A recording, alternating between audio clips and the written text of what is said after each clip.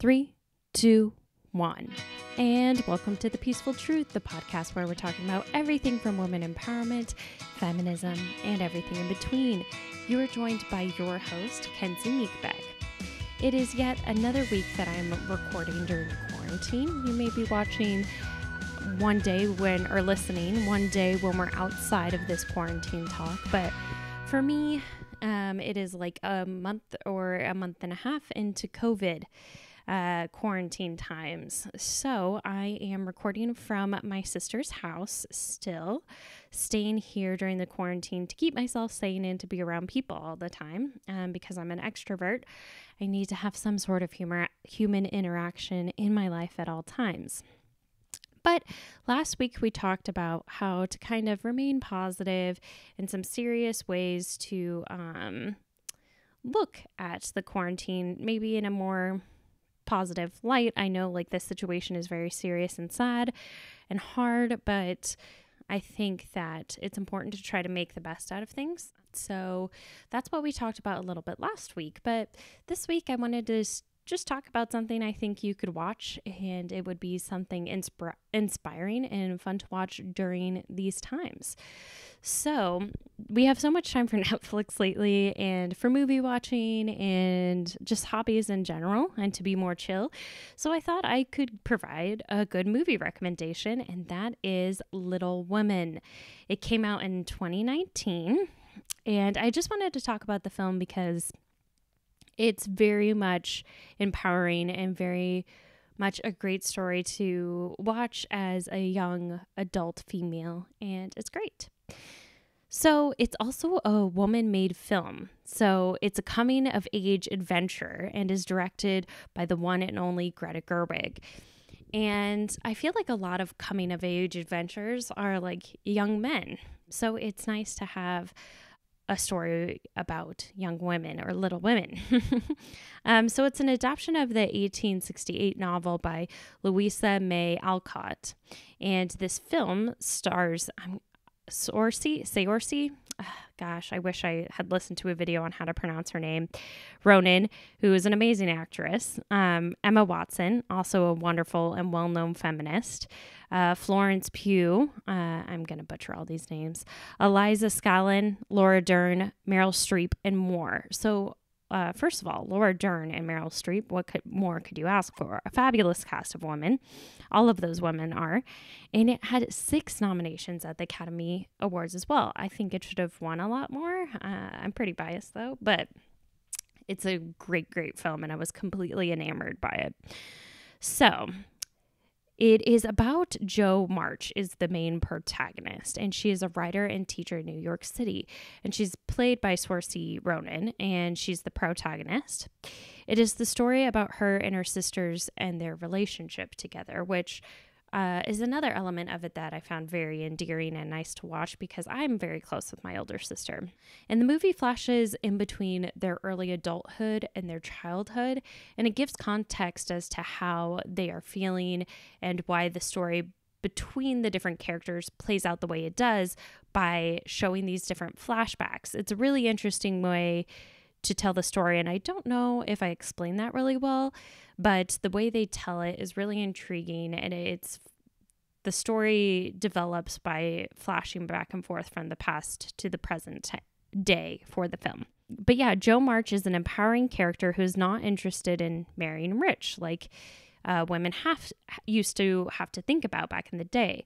She was more interested in making a name and a career for herself as a writer and also a teacher. And even though her childhood wealthy best friend fell in love with her, and it wasn't like an arranged marriage or something that would have been super stuffy, even for back in the day, he proposed to her, and she even turns him down and just goes to New York.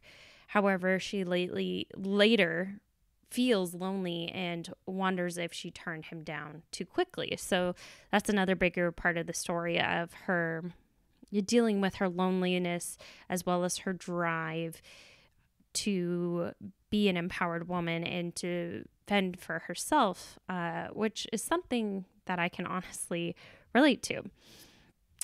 Beyond that, the story goes on to tell her sister's life stories. So it all also highlights them, which are all empowering in their own way and valuable in their own way, which I thought was a really cool way to highlight everything.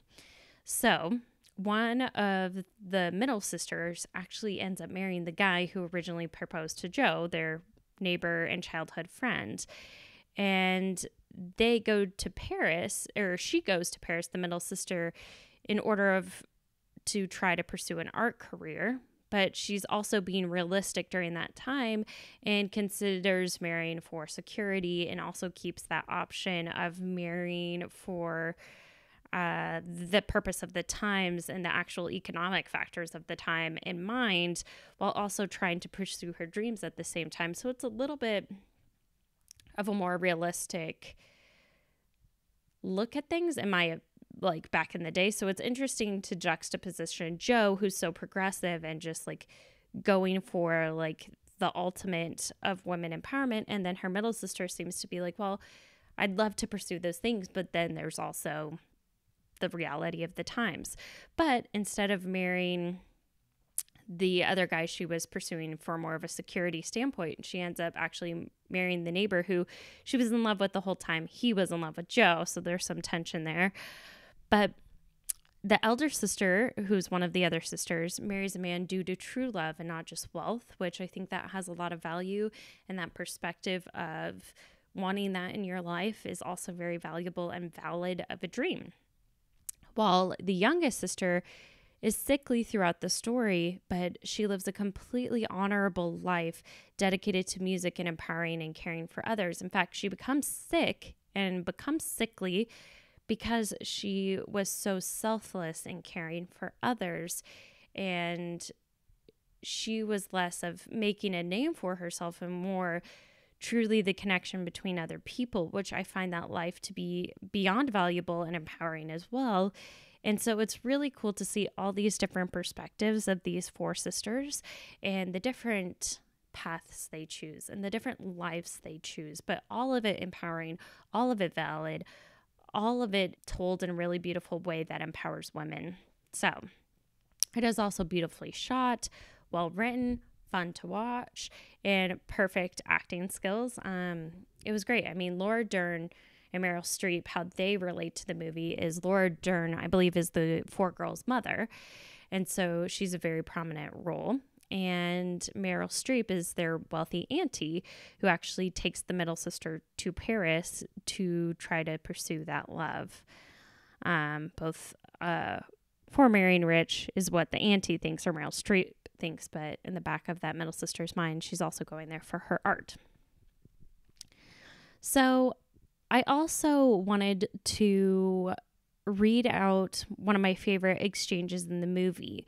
And it's a monologue or an interaction with Jo, the main character, and her mother, where she is feeling this internal conflict of feeling lonely and desiring partnership, but also juxtapositioning that with pursuing her passions, and how difficult sometimes like dedicating your life to your passions can be, while also that is a lonely life at times.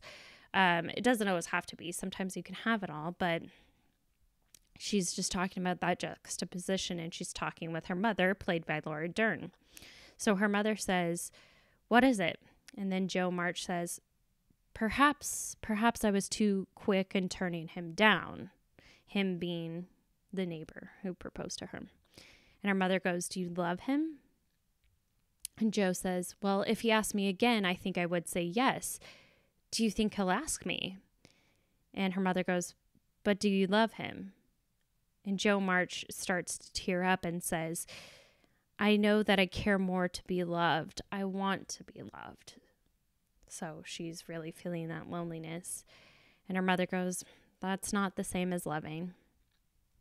Then Jo, in these tears, kind of caves into this emotion and goes on this eloquent rant of balancing loneliness as well as pursuing her passion at the time. And she says, "Women, they have minds and they have souls as well as just hearts, and they've got ambition and they've got talent as well as just beauty. And I'm so sick of people saying that love is just all a woman is fit for. I'm so sick of it. but I am so lonely.